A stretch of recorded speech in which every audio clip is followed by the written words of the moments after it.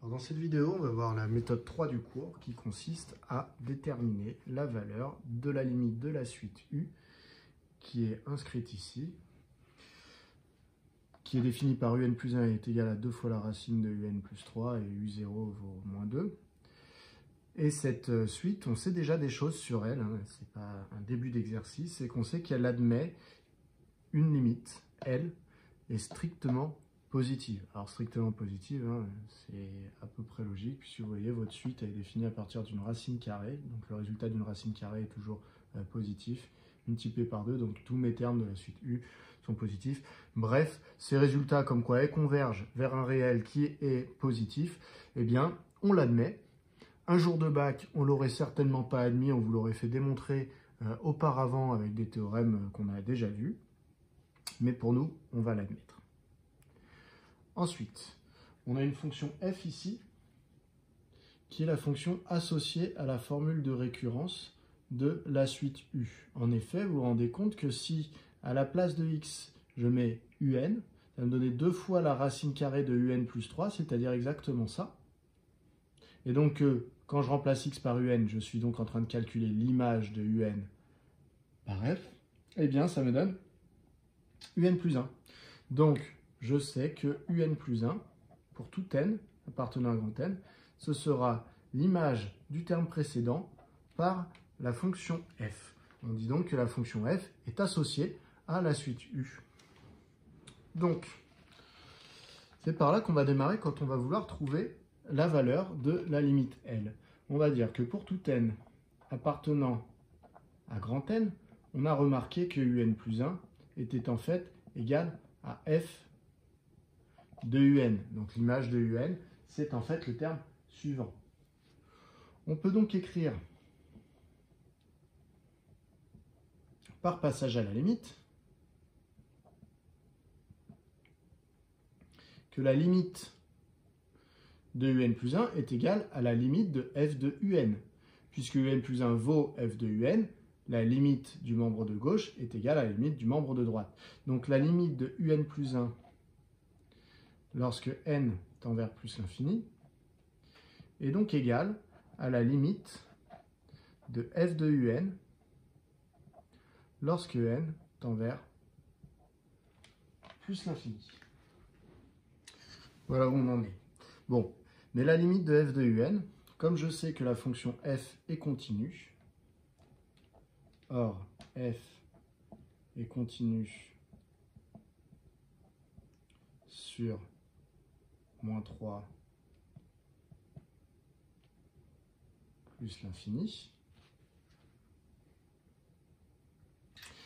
eh bien, je peux dire, d'après mon cours, que la limite de f de un, lorsque n tend vers plus l'infini, ben en fait, c'est tout simplement f de la limite de un lorsque n tend vers plus l'infini. Donc là, vous voyez, il y a une inversion des limites et du f. Et que du coup, bah, comme la limite de un, bah, on l'a appelée L, bah, en fait, tout simplement f de L. Donc ce qui veut dire qu'en fait, cette limite ici, c'est f de L. Alors je peux rajouter un petit peu de couleur. La limite de f de un, finalement, c'est f de L. Alors je sais que très souvent, ça vous paraît évident que finalement, la limite de f de un, si un tend vers L, c'est f de L. Mais en réalité, il se passe des petites choses puisque ça provient de la continuité d'une fonction. Je vous donne un petit exemple, très rapide, hein. Je ne vais pas m'étendre dessus, mais j'imagine avoir une fonction comme ça.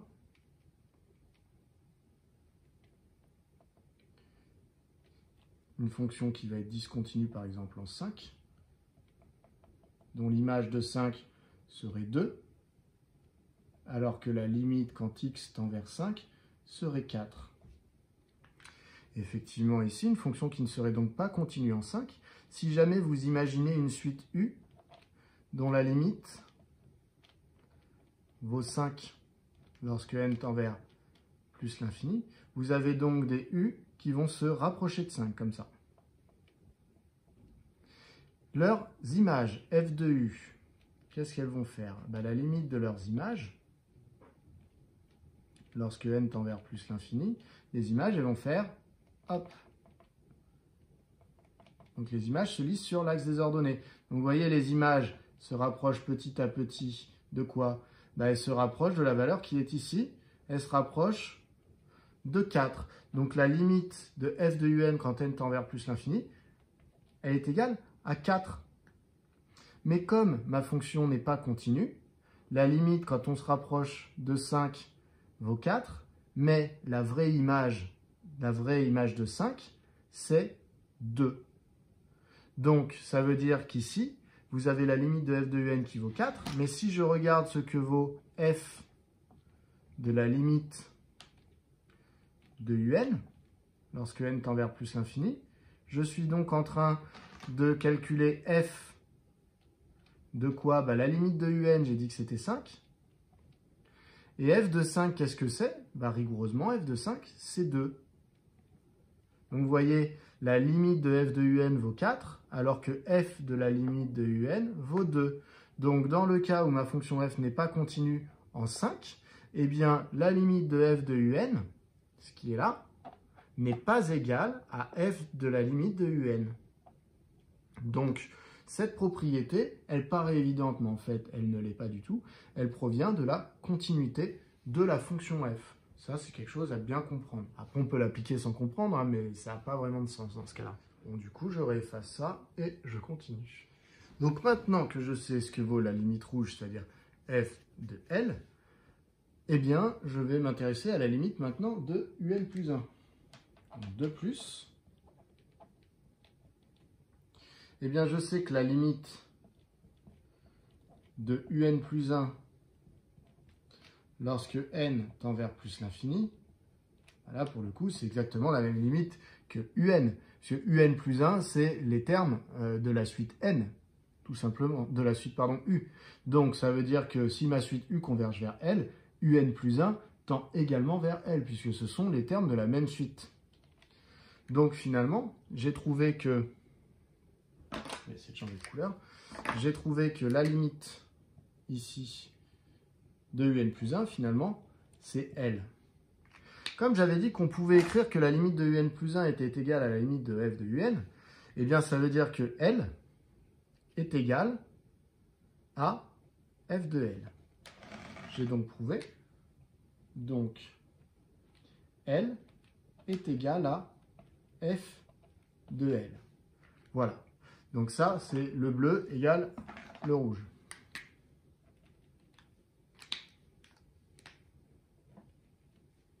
Donc c'est cette égalité-là où j'ai regardé à chaque fois ce que valait chaque membre. Limite de n plus 1 quand n tend vers plus l'infini, c'est L. Et limite de f de un lorsque n tend vers plus l'infini, c'est f de L. Donc en fait, puisque le but de mon exercice, c'est de déterminer la limite de la suite u qui vaut L, je vous rappelle, eh bien maintenant il faut que je trouve le L qui vérifie L égale f de L. Alors attention, L doit être strictement positif. Donc je cherche un nombre strictement positif dont l'image par f est lui-même. Au passage, on appelle ça un point fixe en mathématiques, puisque L est fixe, puisque quand on lui applique f, ça reste L. Voilà. Donc je vais effacer et je vais simplement résoudre l'équation L égale f de L. Maintenant, ça va devenir simplement du calcul. C'est-à-dire que le vrai raisonnement, c'est vraiment cette partie-là qui est nouvelle pour vous. Après, le reste, ça va simplement être une résolution d'équation. C'est parti pour la résolution d'équation. Donc, je me souviens, L doit être strictement positif. Donc, L égale f de L. C'est équivalent à dire quoi? C'est équivalent à dire que L doit être égal à... Alors, je reprends ma fonction f.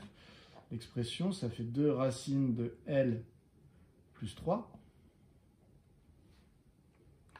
Ensuite, si je veux résoudre ça, je vais diviser des deux côtés par 2, c'est-à-dire que L divisé par 2 est égal à la racine carrée de L plus 3, ce qui est équivalent à dire que L sur 2 au carré est égal à la racine carrée de L plus 3 au carré, donc est égal à L plus 3, tout simplement puisque L plus 3 était bien positif. Donc ici j'ai une équivalence parce que L est un nombre strictement positif. Je continue à résoudre mon équation. Donc ça me donne L au carré sur 4 égale L plus 3. Et là, je me rends compte que je suis face à une équation du second degré en L. Vous voyez, il y a des L au carré, des L et un terme constant. Donc pour résoudre une telle équation, je vais utiliser la méthode qui permet de résoudre des équations du second degré. Donc la méthode, c'est d'obtenir 0 dans l'un des deux membres. Donc ça va me donner quoi? Ça va me donner L au carré sur 4, je peux dire que c'est L au carré fois 1 quart. D'accord? Si vous n'êtes pas d'accord avec ça, pensez à si vous aviez devant vous 1 quart de L au carré, vous auriez multiplié L au carré avec le numérateur, ça aurait fait L au carré sur 4. Donc c'est bien la même chose. Donc c'est équivalent à 1 quart de L au carré moins L moins 3 égale 0. Donc équation du second degré en L.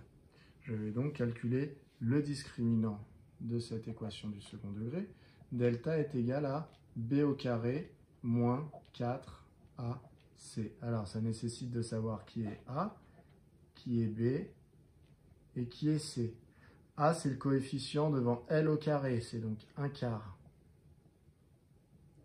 B, c'est le coefficient devant L, c'est donc moins 1.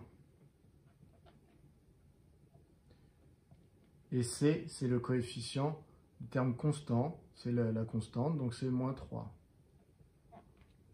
Donc finalement, lorsque je fais le calcul de B au carré moins 4AC, ça me donne moins 1 au carré, moins 4 fois 1 quart fois moins 3, ce qui donne moins 1 au carré, ça fait 1. 4 fois 1 quart, ça fait 1 aussi, donc ça fait 1 moins 3, donc ça fait 1 plus 3, on arrive à 4. Donc delta est égal à 4, ce qui veut dire que delta est strictement positif et que donc, s'il est strictement positif, ça veut dire que l'équation du second degré qui est là admet deux solutions dans R.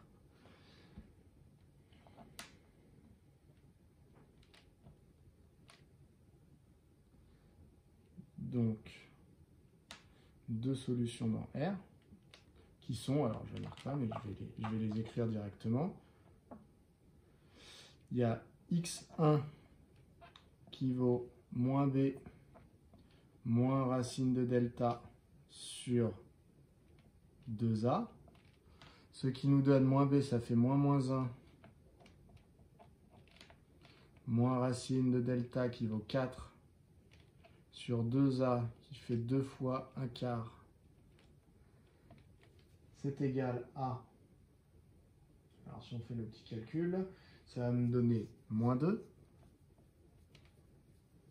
Ensuite, j'ai x2 qui vaut moins b plus racine de delta sur 2a qui donne moins 1 plus racine carrée de 4 sur 2 fois 1 quart.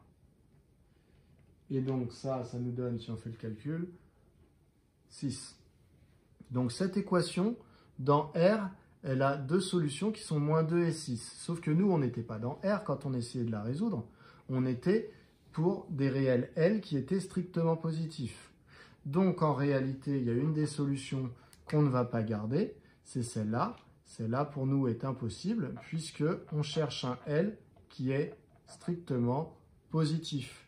Donc finalement, la solution à notre équation, il n'y en a qu'une, qui est 6. Donc je peux conclure que L égale 6.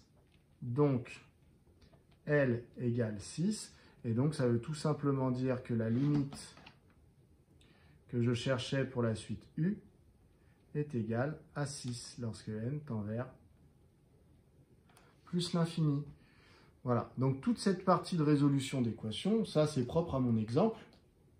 C'est parce que c'était ma fonction, il y avait une racine carrée dedans, etc., etc. Je suis tombé sur une équation du second degré, ce ne sera pas toujours le cas dans tous les exercices, mais là c'était le cas. Donc vraiment la partie qui était la plus importante à bien comprendre dans ce chapitre, c'était la partie d'avant qui permettait d'arriver à L égale F de L. Voilà.